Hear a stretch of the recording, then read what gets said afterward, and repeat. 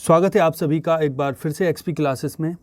मैं चेतन प्रताप आज आपके लिए लेकर आया हूँ कक्षा 9 में हिंदी में काव्य के अंतर्गत सोहनलाल द्विवेदी द्वारा रचित उन्हें प्रणाम नामक एक सुंदर रचना। इस रचना में हालांकि ये जो रचना है वो इनके काव्य संग्रह जय भारत जय से ली गई है।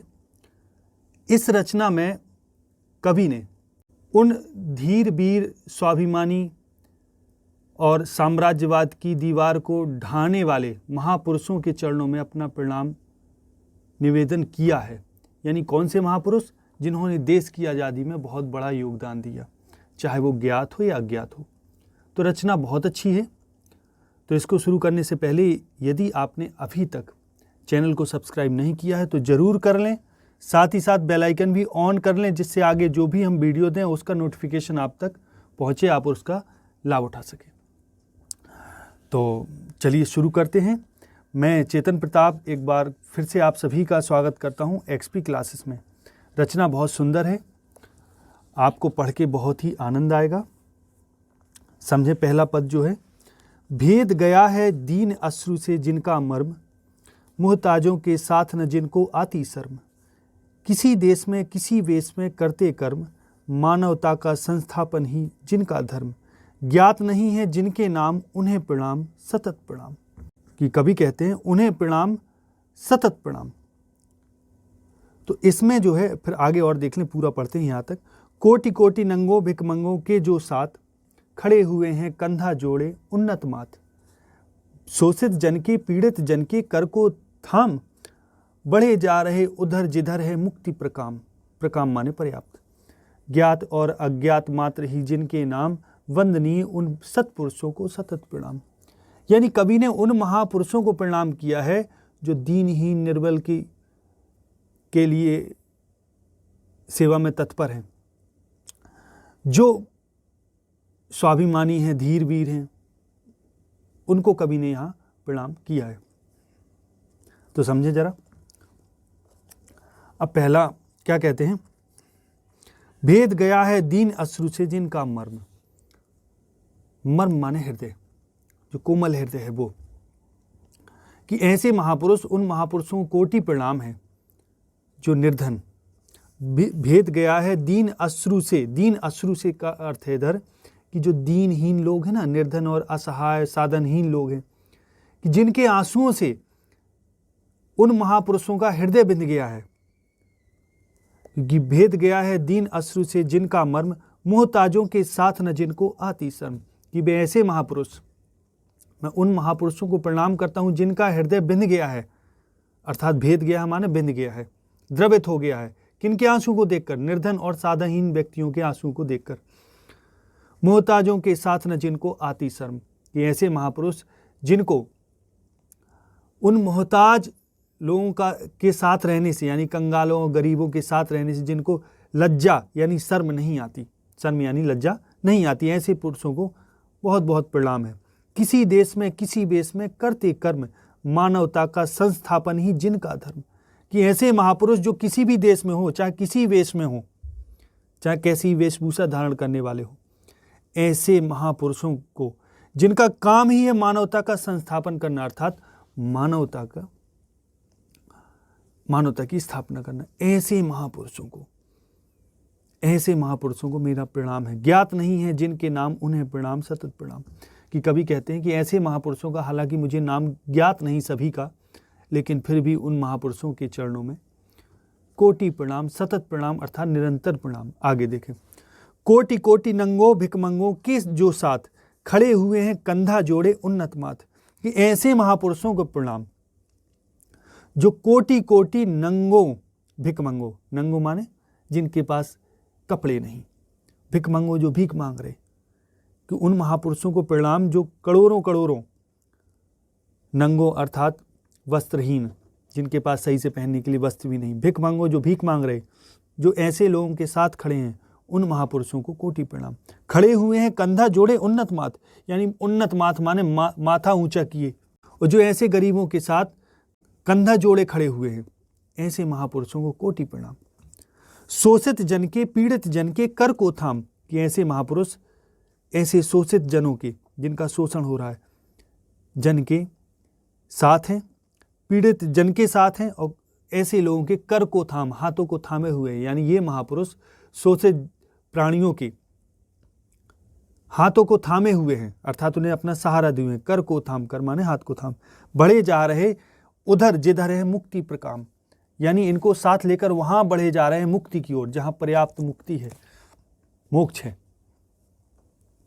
आगे देखें, ज्ञात और अज्ञात मात्र ही जिनके नाम, ऐसे महापुरुष जिनके जो नाम है वो ज्ञात और अज्ञात, यानी कहने का अर्थ इधर कवि का ये है कि हालांकि सभी महापुरुषों को तो मैं नहीं जानता, कुछ ज्ञात भी हैं, कुछ अज्ञात नाम वाले भी हैं। वंदनीय उन सत्पुरुषों को सतत प्रणाम, कि ऐसे उन महापुरुषों को जो वंदनीय हैं, उनके चरणों में मेरा कोटि कोटि सतत प्रणाम, निरंतर प्रणाम, बराबर प्रणाम। अब आगे देखें तो इस पद में कवि ने महापुरुषों के चरणों की वंदना की है, उन महापुरुषों की जो दीन अश्रु को देखकर जिनका मर्म विंध जाता है, अर्थात जिनका हृदय द्रवित हो जाता है। उन महापुरुषों की वंदना की है जो मोहताजों के साथ हैं। उन महापुरुषों की वंदना की है जो किसी भी देश में हो, चाहे किसी भी वेश में हो। उन महापुरुषों की वंदना की है जो मानवता का संस्थापन करना ही जिनका कर्म है। और उन महापुरुषों की वंदना की है जो कोटि कोटि नंगों भिखमंगों के साथ हैं, खड़े हुए कंधा से कंधा जोड़े, माथा ऊंचा किए, शोषित जन के साथ है, पीड़ित जन के साथ उनके हाथों को थामे हुए हैं और उनको मुक्ति की ओर ले जा रहे हैं।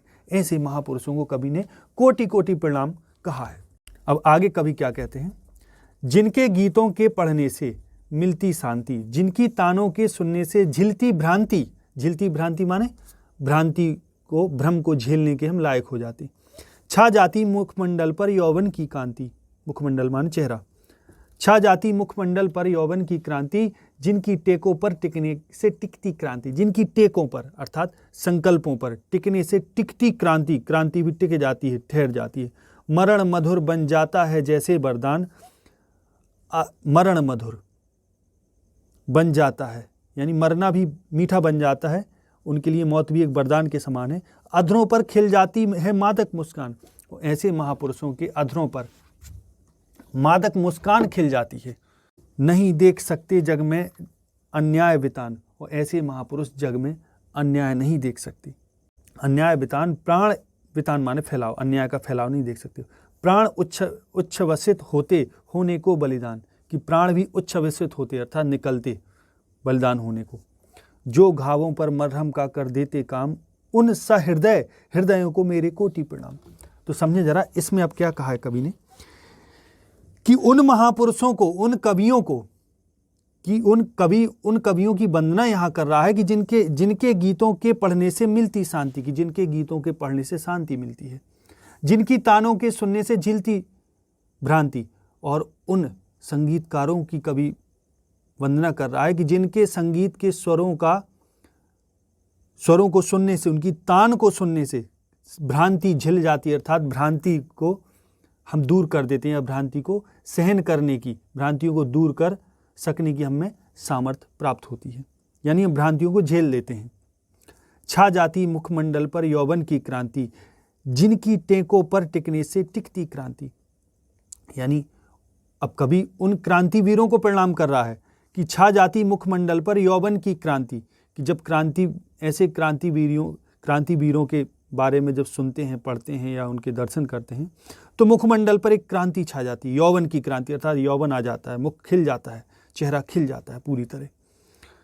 और मतलब छा जाती मुखमंडल पर यौवन की क्रांति, कि ऐसे महापुरुषों के कारण, कि जिनका आश्रय पाकर, कि जिनके टेकों पर टिकने से, यहाँ टेक का अर्थ आश्रय भी होता है, संकल्प, यानी जिनके संकल्पों पर टिकने से, यानी जिनके संकल्पों का आश्रय पाकर क्रांति भी टिकती है, यानी ठहर जाती है।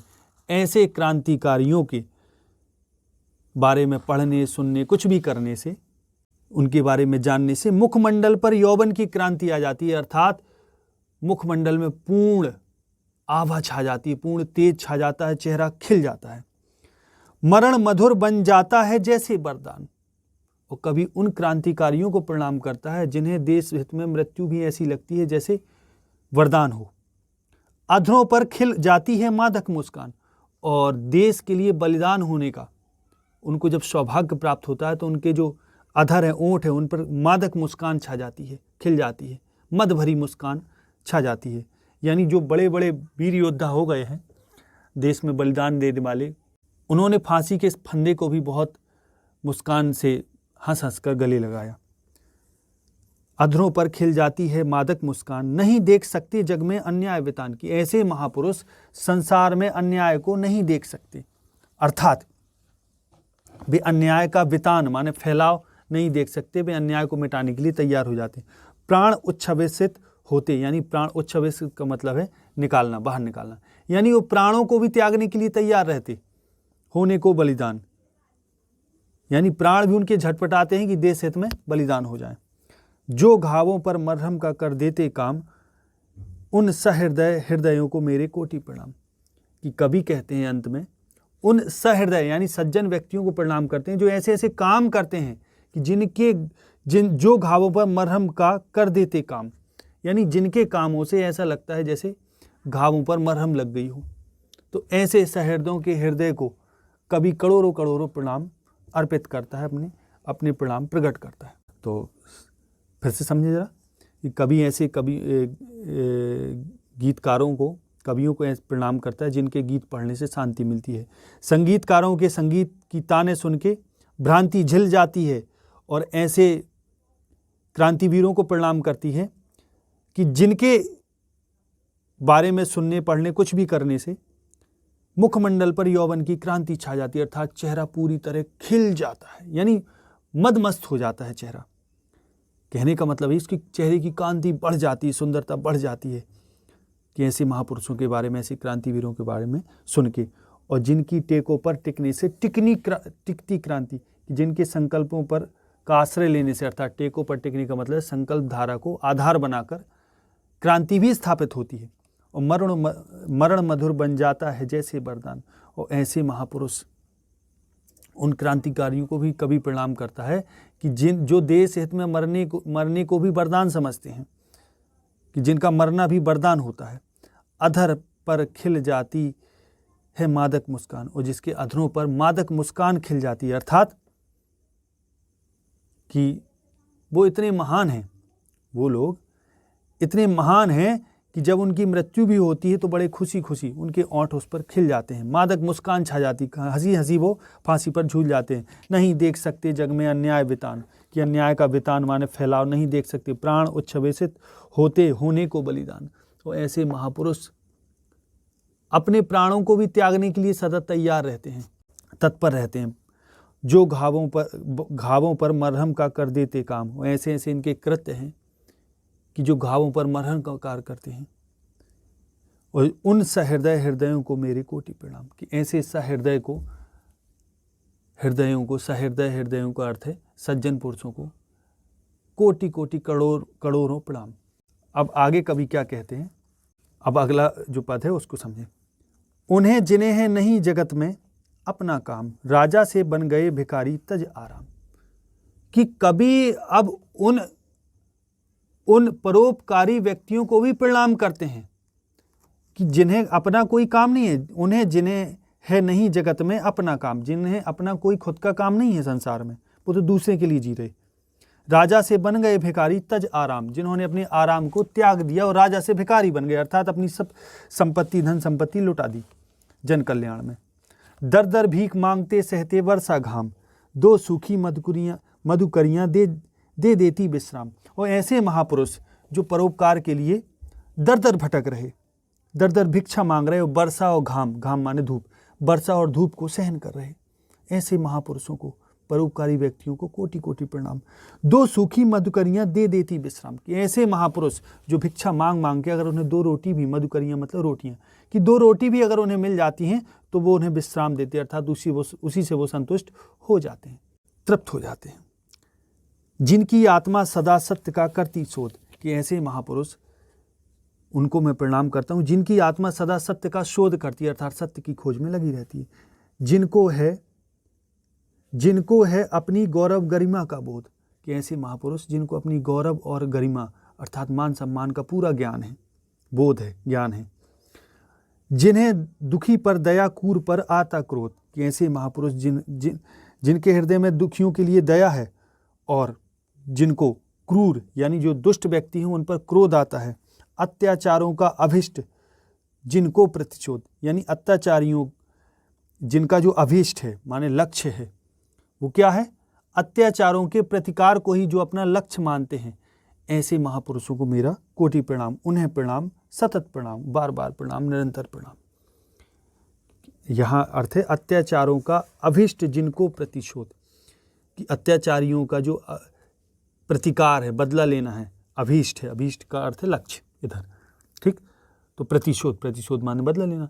तो अत्याचारियों से प्रतिशोध लेना ही जिनका लक्ष्य है, ऐसे महापुरुषों को कोटि प्रणाम, सतत प्रणाम, निरंतर प्रणाम। आगे देखें अगला पद। अब इसमें कहते हैं कवि, जो निर्धन के धन, निर्बल के बल अभिराम। अभिराम माने निरंतर। उन नेताओं के चरणों में कोटि प्रणाम। मातृभूमि का जगा जिन्हें ऐसा अनुराग, यौवन में ही लिया जिन्होंने है वैराग। नगर नगर की, ग्राम ग्राम की छानी धूल, समझे जिससे सोई जनता अपनी भूल। जिनको रोटी नमक न होता कभी नसीब, जिनको युग ने बना रखा है अपना सदा गरीब। उन मूर्खों को, विद्वानों को, जो दिन रात इन्हें जगाने को फेरी देते हैं प्रात। जगा रहे जो सोए गौरव को अभिराम, उस स्वदेश के स्वाभिमान को कोटि प्रणाम। अब कवि उनको प्रणाम यहाँ कर रहे हैं, उन नेताओं को प्रणाम कर रहे हैं, उन नेताओं को प्रणाम कर रहे कि जो निर्धन के धन, जो निर्धन के धन है अर्थात निर्धनों के लिए जो धन है, निर्बल के जो बल है, अविराम माने निरंतर, बिना रुके। कि ऐसे देशभक्त नेता जो निर्धनों के धन है और निर्बल के जो बल है, उनको कभी प्रणाम कर रहे हैं। उन नेताओं के चरणों में कोटि प्रणाम। आगे कहते हैं, मातृभूमि का जगा जिन्हें ऐसा अनुराग। कि ऐसे देशभक्तों को मेरा प्रणाम है कि जिनके मन में मातृभूमि के लिए अनुराग जगा, प्रेम जगा, भक्ति जगी। मातृभूमि का जगा जिन्हें ऐसा अनुराग, यौवन में ही लिया जिन्होंने है वैराग। कि ऐसे देशभक्त जिन्होंने यौवन में ही वैराग्य ले लिया, युवावस्था में ही जो वैरागी हो गए। नगर नगर की, ग्राम ग्राम की छानी धूल। कि ऐसे महापुरुष जिन्होंने लोगों के कल्याण के लिए नगर नगर की, ग्राम ग्राम की छानी धूल, यानी जो जनता को जगाने के लिए नगर नगर, गांव गांव की धूल छानते अर्थात घूमते फिरते हैं। समझे जिससे सोई जनता अपनी भूल, ताकि सोई जनता अपनी भूल को समझ सके। ऐसे देशभक्तों को मैं कोटि कोटि प्रणाम करता हूँ। जिनको रोटी नमक ना होता कभी नसीब। अब कवि क्या कहते हैं, अब यहाँ बात करते हैं जन सेवकों की, जो जनता की सेवा करते हैं।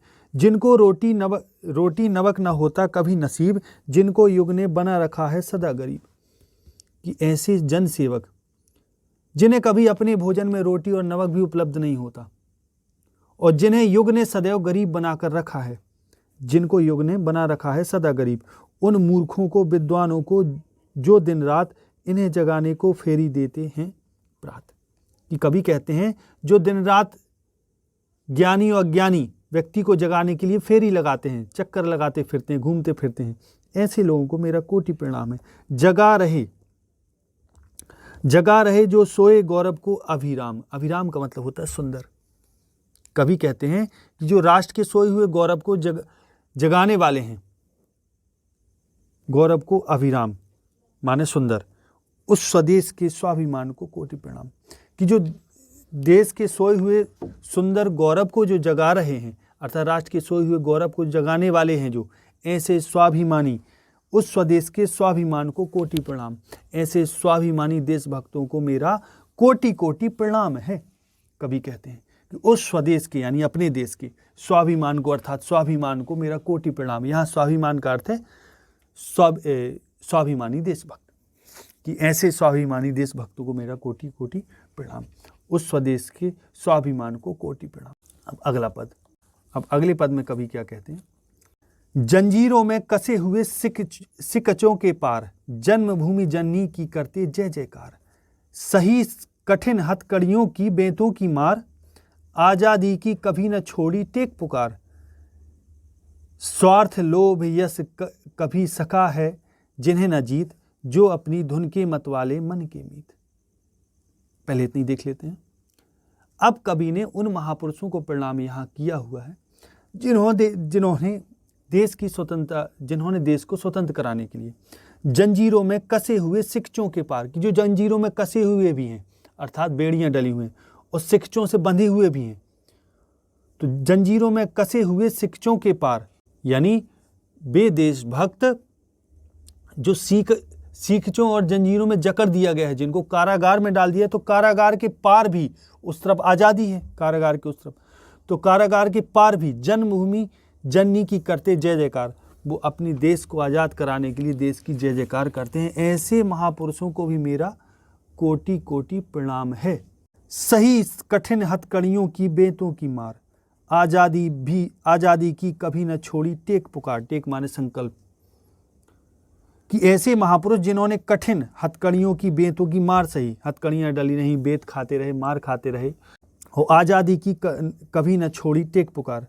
और इतने सारे अत्याचार सहने के बाद भी कभी भी जिन्होंने आज़ादी की टेक पुकार अर्थात कभी भी जिन्होंने आज़ादी के संकल्प की पुकार न छोड़ी, अर्थात संकल्प दृढ़ रहा उनका आज़ादी के प्रति। यानी हथकड़ियाँ पहनी, बेतों की मार भी सही, किंतु उन्होंने स्वतंत्रता के संकल्प की पुकार नहीं छोड़ी, निरंतर स्वतंत्रता के लिए संघर्षरत रहे। स्वार्थ लोभ यश कभी सका है जिन्हें न जीत।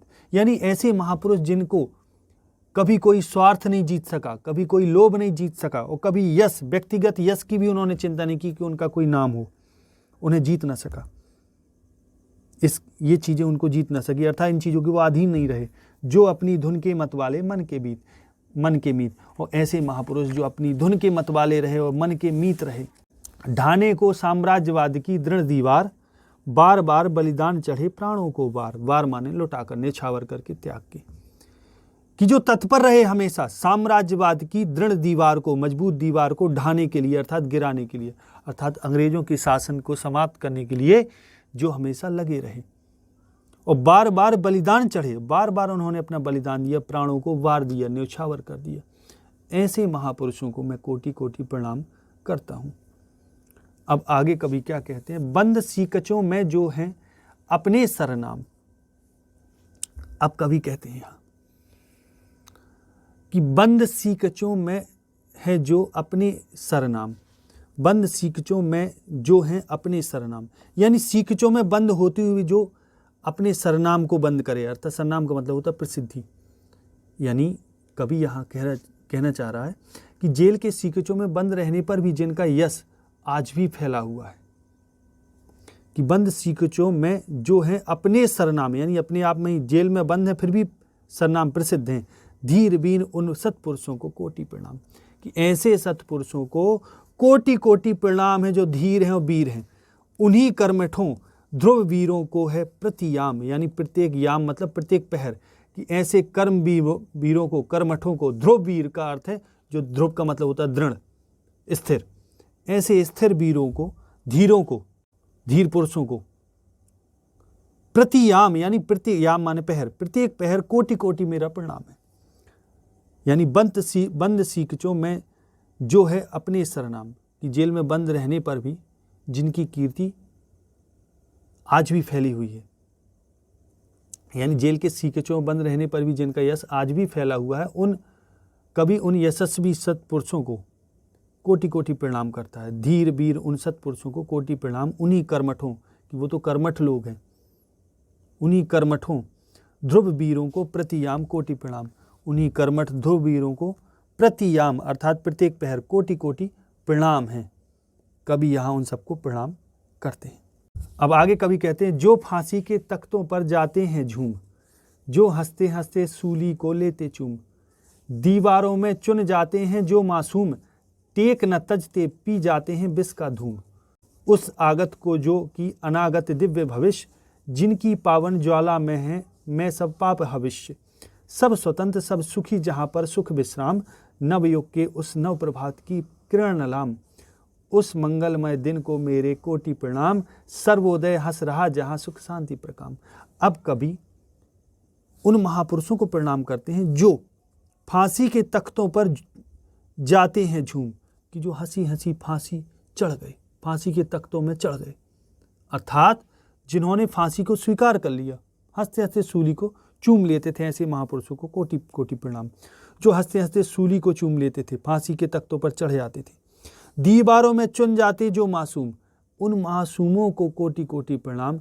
जो दीवारों पर, यानी उन भोले भाले मासूम, यहाँ मासूम करते भोले भाले वीरों की वंदना करता हूँ, जो दीवारों में चुन दिए गए, लेकिन उन्होंने कभी अधीनता स्वीकार नहीं की। दीवारों में चुन जाते हैं जो मासूम, टेक न तजते, अर्थात अपना संकल्प न छोड़ते, पी जाते हैं विष का धूम, वो विष का धूम पी जाते, अर्थात विष का धुआं पी जाते हैं। प्रसन्नता, यानी काल कोठि में भी अपना प्रसन्नतापूर्वक जीवन बिता देते हैं। ऐसे महापुरुषों को कोटि कोटि प्रणाम। आगे कहते हैं कवि, उस आगत को जो कि अनागत दिव्य भविष्य, उस आगत, आगत माने वर्तमान समय, कि ऐसे ही महापुरुषों के कारण कवि कहते हैं कि हमें वर्तमान का सुख मिला है। अनागत माने भविष्य, और भविष्य का दिव्य, जो अनागत दिव्य भविष्य, और उन्हीं के कारण ही भविष्य भी आएगा, दिव्य भविष्य आएगा, अर्थात अच्छा भविष्य आएगा। जिनकी पावन ज्वाला में सब पाप हविष्य, कि पावन ज्वाला का अर्थ है इधर उनकी बलिदान की पवित्र अग्नि, जिसमें हमारे सारे पाप भस्म हो जाएं। सब पाप हविष्य माने, हविष्य का अर्थ है हवन सामग्री, कि जो ऐसे हवन सामग्री अग्नि में जल के नष्ट हो जाती, वैसे ही इन महापुरुषों के बलिदान की अग्नि में हमारे पाप सारे नष्ट हो जाएंगे। सब स्वतंत्र सब सुखी जहाँ पर सुख विश्राम। अब कवि कहते हैं सब स्वतंत्र सब सुखी जहाँ पर सुख विश्राम, और फिर एक ऐसे युग की शुरुआत होगी जहाँ सभी सुखी रहेंगे, सब स्वतंत्र रहेंगे। सब स्वतंत्र सब सुखी जहाँ पर सुख विश्राम, जहाँ सुख होगा, विश्राम होगा, सभी सुखी होंगे, स्वतंत्र होंगे। नव युग के उस नव प्रभात को किरण ललाम, ललाम माने सुंदर, कि उस नए युग के नए प्रभात की, यानी नए सवेरे की उस ललाम किरण को, लाल लाल सुंदर किरण को कोटि कोटि प्रणाम। उस मंगलमय दिन को मेरे कोटि प्रणाम। सर्वोदय हंस रहा जहाँ सुख शांति प्रकाम, प्रकाम माने पर्याप्त, कि उस मंगलमय आने वाले युग के उस मंगलमय दिन को मेरा कोटि कोटि प्रणाम है, कि जहाँ सबका कल्याण है। सर्वोदय है अर्थात सबका कल्याण है, सबका उदय माने सबका कल्याण है। जहाँ सर्वोदय हंस रहा जहाँ सुख शांति प्रकाम, सुख है, शांति है और पर्याप्त है। तो इस तरीके से ये जो चैप्टर है वो यहीं पूरा होता है। आशा है आपको ये पसंद आया होगा। यदि पसंद आया है तो वीडियो को लाइक और शेयर करना ना भूलें। आगे अगले वीडियो में मिलते हैं, तब तक के लिए नमस्कार। जय हिंद, जय भारत, वंदे मातरम।